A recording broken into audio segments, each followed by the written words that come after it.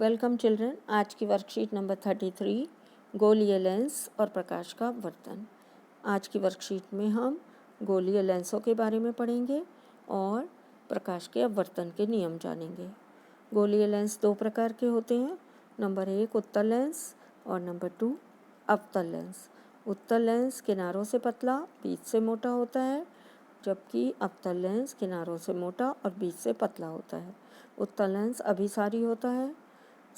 मुख्य अक्ष के समांतर आने वाली प्रकाश की किरणें अपवर्तन के पश्चात एक बिंदु पर मिलती हैं, तो इसीलिए इसको हम अभिसारी लेंस कहते हैं।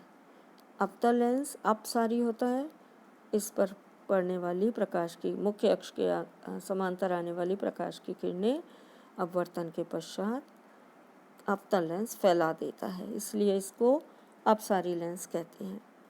उत्तल और अवतल लेंस के किरणारेख बनाने के नियम। मुख्य अक्ष के समांतर आने वाली प्रकाश की किरण उत्तल लेंस से अपवर्तन के पश्चात लेंस के दूसरी तरफ फोकस से होकर जाती है। आपको पता है बच्चों, हर लेंस के जो लेंस होते हैं उसमें दो स्फीरिकल सरफेसेस होती हैं, घुमावदार सतह होती हैं, इसलिए इसके दो फोकस होते हैं और दो सेंटर ऑफ कर्वेचर होते हैं। तो मुख्य अक्ष के समांतर आने वाली प्रकाश की किरण उत्तल लेंस से अपवर्तन के पश्चात लेंस के दूसरी ओर फोकस से होकर जाती हैं। दूसरा, मुख्य अक्ष के समांतर आने वाली प्रकाश किरण अवतल लेंस से अपवर्तन के पश्चात लेंस के दूसरी ओर फोकस से दूर जाती हैं। दोनों ही प्रकार के लेंसों में जब प्रकाश की किरण प्रकाशिक केंद्र से होकर गुजरती है तो अपवर्तन के पश्चात बिना विचलित हुए निकल जाती है। इसके बाद लेंस का सूत्र पढ़ेंगे हम। लेंस का सूत्र क्या होता है? 1/v minus 1/u equal to 1/f। आवर्धन क्या होता है? आवर्धन m बराबर होता है h dash upon h। h dash का क्या मतलब होता है? किसी प्रतिबिंब की दर्पण से प्रतिबिंब की ऊंचाई बटे में बिंब की ऊंचाई। इसे हम v और u की टर्म्स में भी बता सकते हैं। आवर्धन m बराबर v/u। दर्पण से प्रतिबिंब की दूरी v कहलाती है और दर्पण से बिंब की जो दूरी u कहलाती है। लेंस की क्षमता क्या होती है बच्चों? लेंस की क्षमता होती है P equal to 1/f। P क्या है? लेंस की क्षमता। F क्या है? Focal length. तो फोकल लेंथ को हमें मीटर में लेना होता है बच्चों। क्षमता का मात्रक डायोप्टर होता है, जिसे हम D से प्रदर्शित करते हैं। अब हम अपवर्तन के नियम पढ़ेंगे। प्रकाश अपवर्तन के नियम क्या हैं? आपतित किरण, अपवर्तित किरण तथा दोनों माध्यमों को अलग करने वाले पृष्ठ के आपतन बिंदु पर अभिलंब सभी एक ही तल में होते हैं। नंबर 2, प्रकाश के निश्चित रंग और माध्यम के युग्म के लिए साइन आई मीन्स आपतन कोण की I साइन आई एंड अपवर्तन कोण की साइन R का अनुपात स्थिर होता है। इस नियम को हम स्नेल का नियम कहते हैं। क्या स्थिर होता है? साइन आई आपतन कोण और साइन R अपवर्तन कोण का अनुपात स्थिर होता है, जिसे हम अपवर्तन या अपवर्तनांक कहते हैं। अपवर्तनांक क्या होता है? माध्यमों के युग्म में प्रकाश की गति के अनुपात को अपवर्तनांक कहते हैं। n क्या रिप्रेजेंट करता है? अपवर्तनांक। n बराबर माध्यम 1 में प्रकाश की गति और माध्यम 2 में प्रकाश की गति का अनुपात। तो अगर हमने दो माध्यम लिए हैं तो दोनों के अनुपात को हम अपवर्तनांक कहते हैं। निरपेक्ष अपवर्तनांक क्या होता है बच्चों? निरपेक्ष अपवर्तनांक यदि एक माध्यम वायु या निर्वात है और दूसरे माध्यम के अपवर्तनांक को हम निरपेक्ष अपवर्तनांक कहते हैं। दोनों माध्यम के अनुपात को जिसमें से एक माध्यम क्या है, वायु या निर्वात। तो n = c/v, अर्थात c क्या होता है, निर्वात में प्रकाश की चाल, v बराबर होता है माध्यम में प्रकाश की चाल। इसके अनुपात को हम कहते हैं निरपेक्ष अपवर्तनांक, जब हमारा एक माध्यम निर्वात या वायु हो। अब हम क्वेश्चन आंसर डिस्कस करेंगे। उत्तल लेंस के लिए वस्तु के समान आकार का प्रतिबिंब प्राप्त करने के लिए वस्तु को कहाँ रखा जाना चाहिए। तो हमें वस्तु को कहाँ रखना चाहिए बच्चों, हमें वस्तु को 2f1 पर रखना चाहिए। जब हम वस्तु को 2f1 पर रखते हैं तो प्रतिबिंब 2f2 पर बनता है, उल्टा बनता है और वस्तु के आकार का बनता है। यदि किसी लेंस की फोकस दूरी +15 सेंटीमीटर है तो लेंस का प्रकार लिखो। जब फोकस दूरी पॉजिटिव होती है या प्लस में होती है तो वो लेंस कौन सा होना चाहिए बच्चों, लेंस होना चाहिए उत्तल लेंस या कॉन्वेक्स लेंस। निम्न में से किसका उपयोग लेंस बनाने के लिए नहीं किया जा सकता, जल, प्लास्टिक, कांच और क्ले या मिट्टी। तो बच्चों क्ले या मिट्टी अपारदर्शी होती है, इसका प्रयोग लेंस बनाने में नहीं किया जा सकता। करेक्ट आंसर क्ले, मिट्टी। क्वेश्चन नंबर 4, उत्तल लेंस के लिए वस्तु को लेंस की ओर ले जाने पर प्रतिबिंब के आकार में क्या परिवर्तन होगा। अगर हम किसी उत्तल लेंस के लिए वस्तु को इन्फिनिटी या अनंत से उत्तल लेंस की ओर लाएंगे तो प्रतिबिंब का आकार कैसा होता जाएगा, इंक्रीज होता जाएगा, बड़ा होता जाएगा।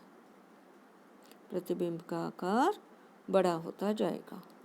नेक्स्ट क्वेश्चन, उत्तल लेंस के लिए वस्तु की निम्न स्थितियों के लिए रेखा, ये सारे आपको रेखा चित्र बनाने हैं जो अभी हम चित्र बनाकर डिस्कस करेंगे। क्वेश्चन नंबर 6, लेंस के संदर्भ में परिभाषित करें वक्रता केंद्र और फोकस। वक्रता केंद्र क्या होता है, वक्रता केंद्र उस गोले का केंद्र होता है जिसकी घुमावदार सरफेस या स्फीरिकल सरफेस लेंस बनाने के लिए प्रयोग की गई हैं।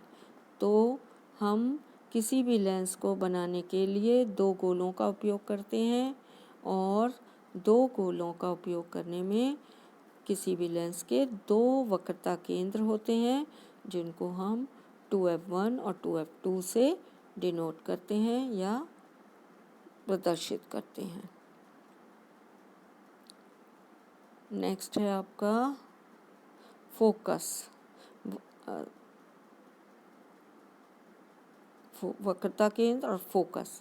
तो फोकस क्या होता है बच्चों, मुख्य अक्ष के समांतर आने वाली प्रकाश की किरणें अपवर्तन के पश्चात फोकस से होकर जाती हैं और एक बिंदु पर मिल जाती हैं। अब कॉन्वेक्स लेंस में इस बिंदु को हम कॉन्वेक्स लेंस का या उत्तल लेंस का फोकस कहते हैं। अब हम क्वेश्चन नंबर 7 डिस्कस करेंगे। लेंस की क्षमता को परिभाषित कीजिए। लेंस की क्षमता क्या होती है बच्चों, लेंस की क्षमता पावर = 1/f होता है। तो लेंस की क्षमता बराबर फोकल लेंथ की उल्टी 1/f। और f हमें किस में लेना होता है बच्चों, f को हम मीटर में लेते हैं।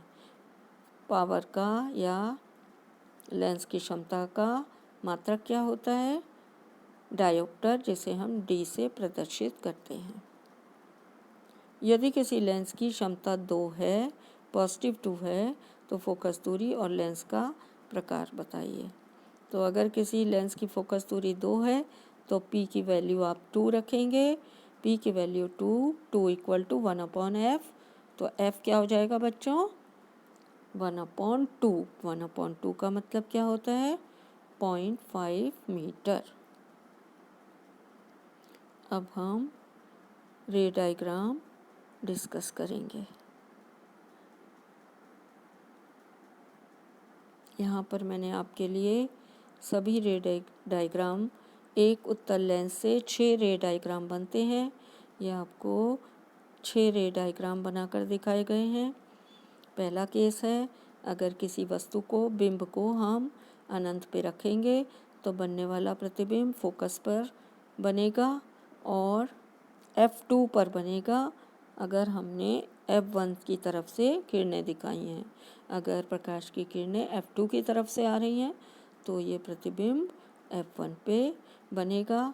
फोकस पे प्रतिबिंब बनेगा, बहुत छोटा, पॉइंट साइज़ का बनेगा, बिल्कुल बिंदु के आकार का। और कैसा बनेगा? इन्वर्टेड, उल्टा बनेगा और रियल बनेगा।